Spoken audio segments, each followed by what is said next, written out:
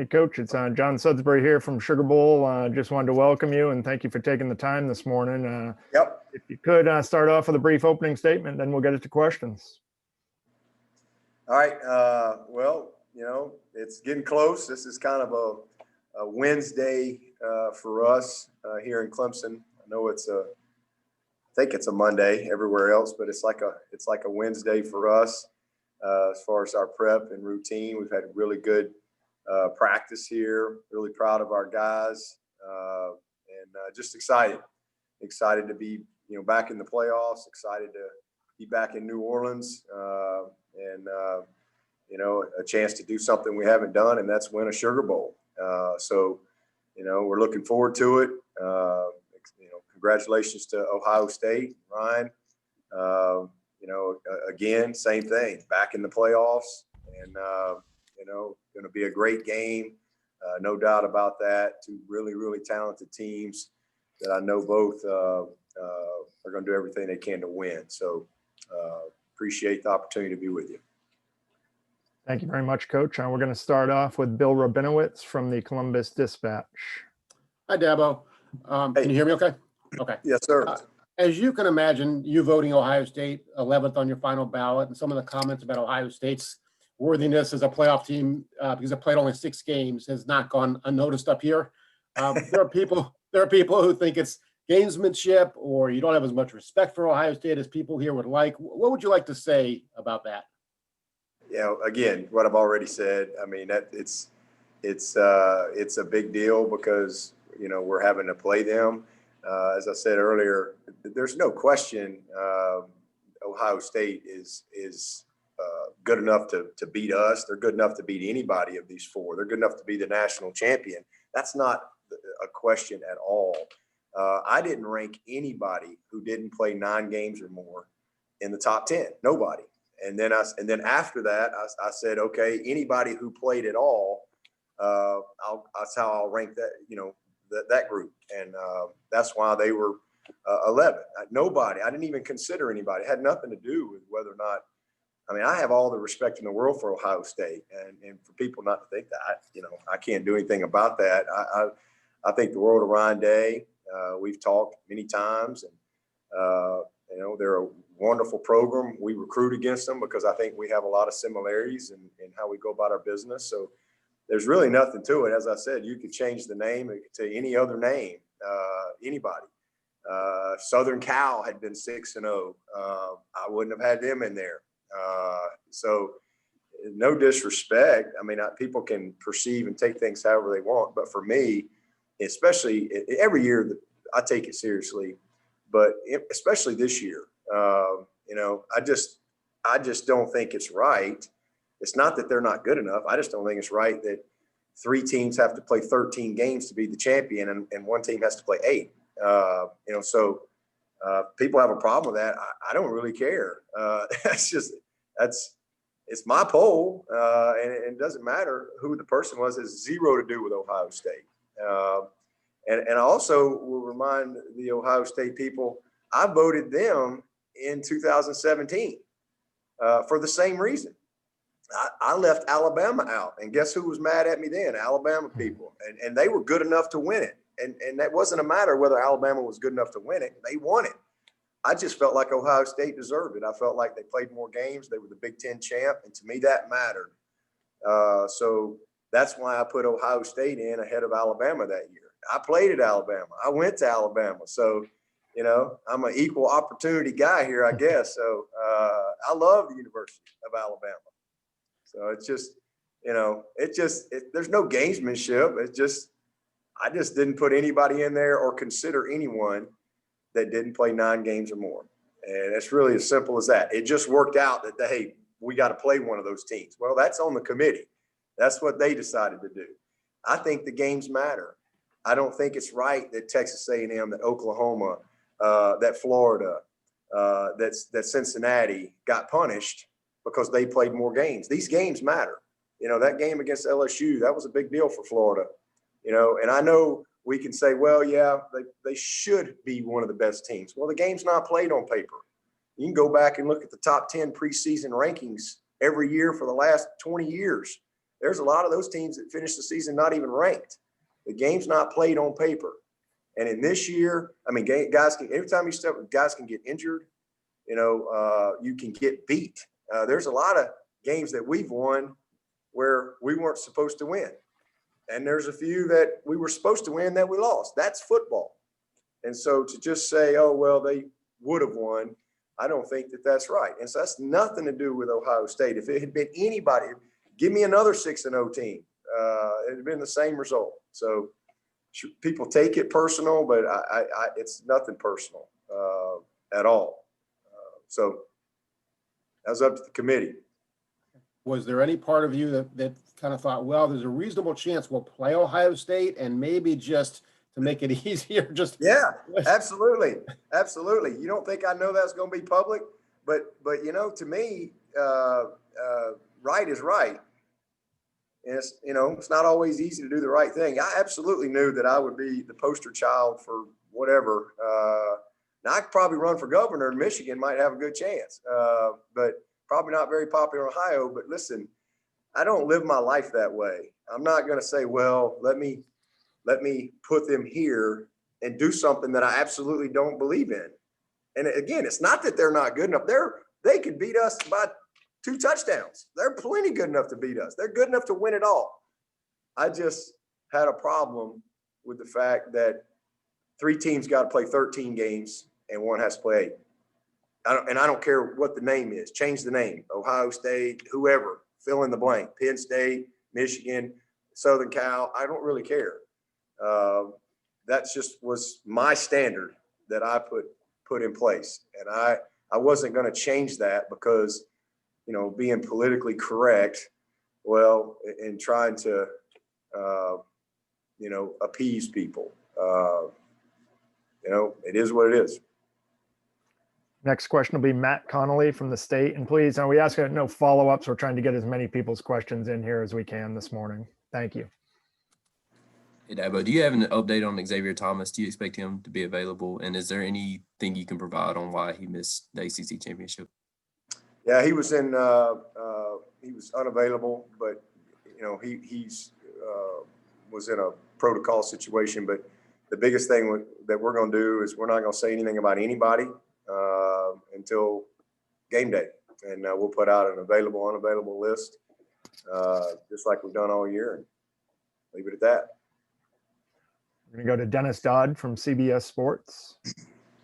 Dabo, the playoffs in general haven't been very close. And I know there's exceptions. You guys maybe had the greatest win in your history with a second to go against Alabama. But the average point spread is 18 points in these games so far.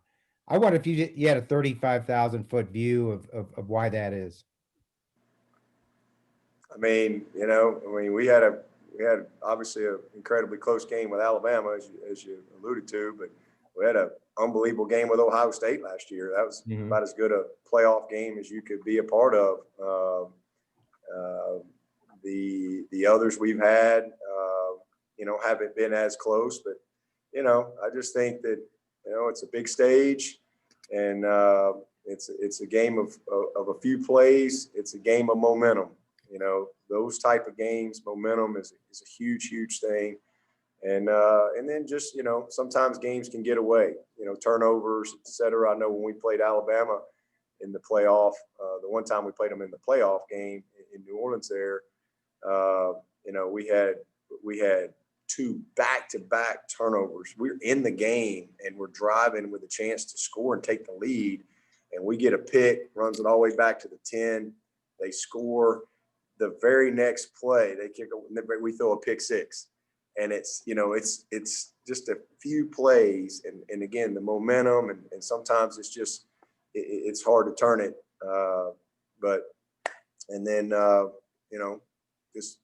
I think the best teams have won. That's my opinion. I think the better teams have won the games. We're going to go to Nathan Berg from Cleveland.com. Hey, Dabo, as you watch Justin Fields preparing for this game, what jumps out at you, and anything that you've seen that compares and contrasts with the quarterback you saw last year? Well, he's very confident. I mean, he's a great football player. I mean, this guy's, you know, he's going to be a top 2 pick, top 3 pick. I can't imagine he wouldn't be. I mean, he can do it all. You know, it's another year in the system, and you know, he's just a dangerous guy. I mean, he's got great confidence in what they're doing. He understands his progressions. He's gone through his progressions very well. You know, he creates a lot of conflict because of you know, his ability to run the ball, their scheme, and how he runs the scheme, from the boots to the nakeds to the you know, the heavy play action, the quarterback run. He's confident in his throws. He's very confident in his receivers. They got 3 great wideouts. I mean, those guys are as good as you're going to see. You know, Olave and Wilson and that number 6. So, you know, he's just a dynamic player. You know, there's nothing he can't do, and we know that. Just like last year, 2 elite quarterbacks, mentally, physically, emotionally, skill set wise, you know, taking the field in New Orleans on Friday night. We'll go to Paul Meyerberg from USA Today. Hey, Dabo. Good morning. Happy holidays. Good. Trevor Lawrence, after 3 full years, the individual accomplishments we're all familiar with: the Heisman finalist, national champion, ACC Player of the Year, so on down the line. If you could you describe the impact or legacy he's built at your program and is building, and also maybe compare it to the way that Deshaun Watson left and what Deshaun meant to the program? Well, I mean, they're both, you know, very similar as far as, you know, what they mean to the program. I mean, they've been just incredibly committed guys, 2 great human beings. First of all, great examples, great teammates, great leaders, great preparers, you name it. Both of them graduated in 3 years, incredibly disciplined with their lives, and just never, I mean, you just couldn't find 2 more committed guys to win it. 2 great winners. That's what both of them bring to the table. Obviously, Deshaun led us to our first national championship. He kind of paved the way, and his will to win. I mean, that last drive against Alabama to win the national championship with 1 second, that's the epitome of Deshaun Watson.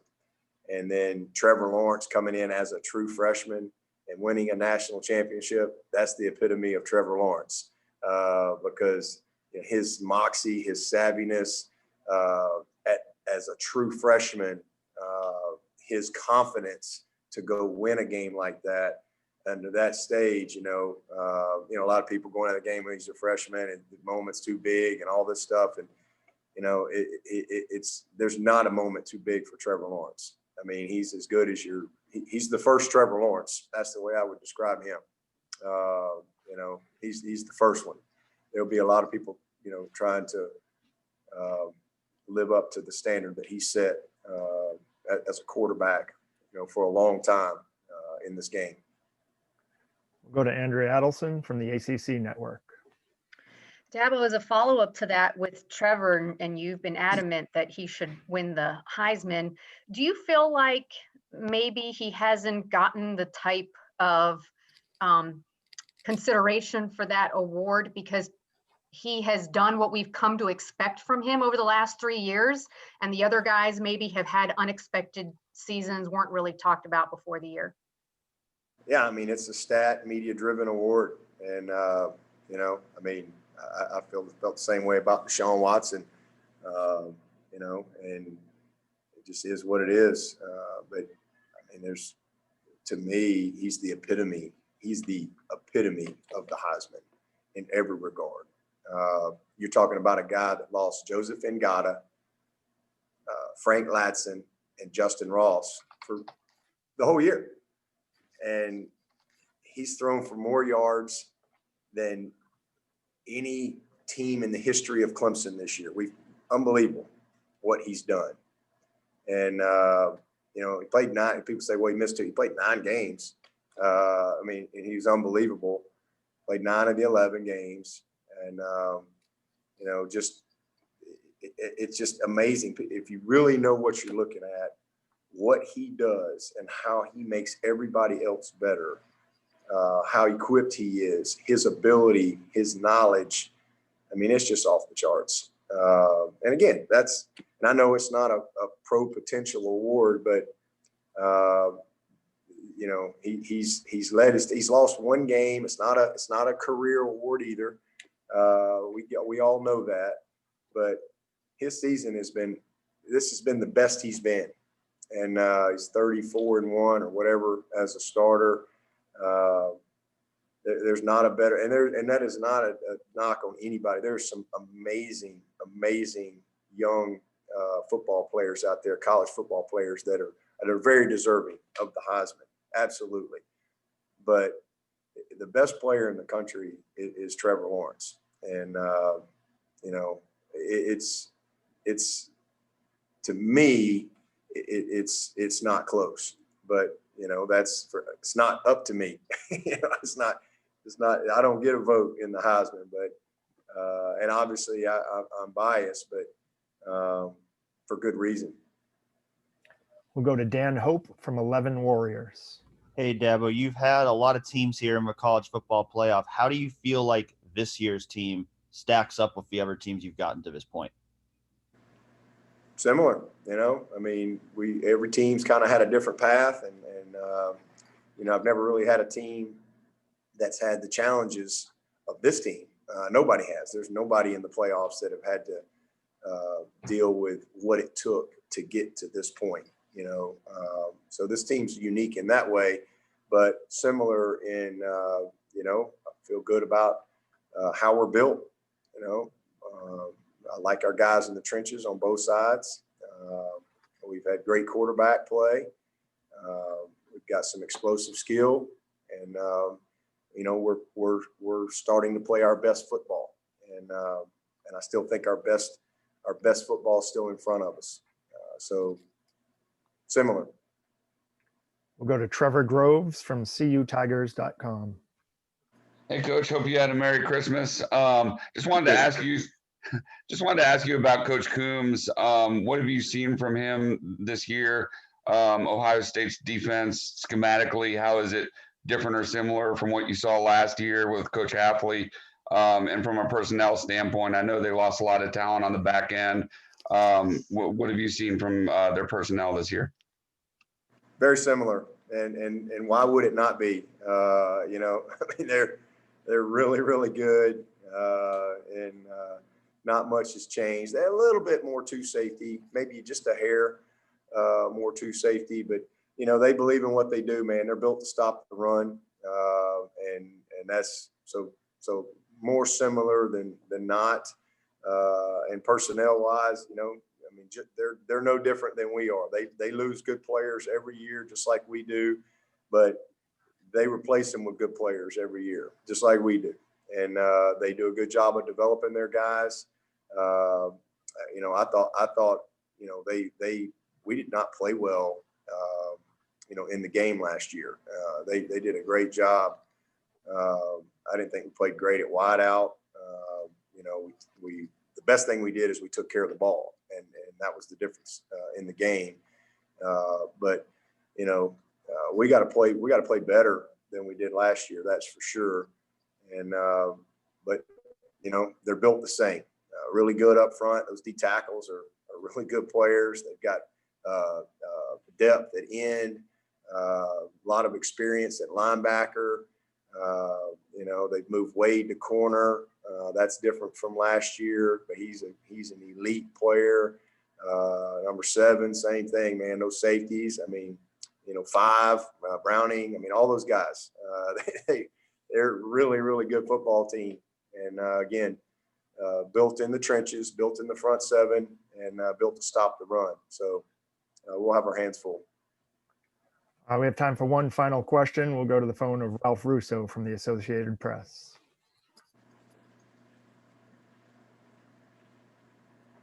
Ralph, be sure to unmute, please. Hey, Dabo, sorry about that. Wondering if you can talk about what you've asked your players to sacrifice this year. Every team has done it, right? It's been a tough year, and you've asked more of them than ever before. if you can get into a little bit of what you've asked them to sacrifice and how difficult, well, I shouldn't say difficult, but how challenging this probably has been for them. No, it's unprecedented. It's been incredibly challenging. I just tell them, don't give up what they want most for what they may want at a moment. Just really that simple. And the teams that do this the best and manage this the best, that's who's gonna finish the best. And I challenged them early on that this could be a competitive advantage. It doesn't have to be a competitive disadvantage. The glass is half full. It's not half empty. And this is what it's all about taking what we got and making the best of it. And it's been an unbelievably tough year on these kids. Incredible. People will never know. There'll be books, there'll be documentaries, there'll be things. These kids 20 years from now will be telling stories that people won't believe. This is unprecedented times. We've never had a moment like this. And what these kids had to sacrifice to be able to play is incredible. And again, that's why I'll go back to the way I did my poll. From isolation to virtual work to not seeing their families, post game, nobody. Just the way we've had to meet, just buying into not going places, not doing things. A lot of these kids have just done church online. Well, you name it.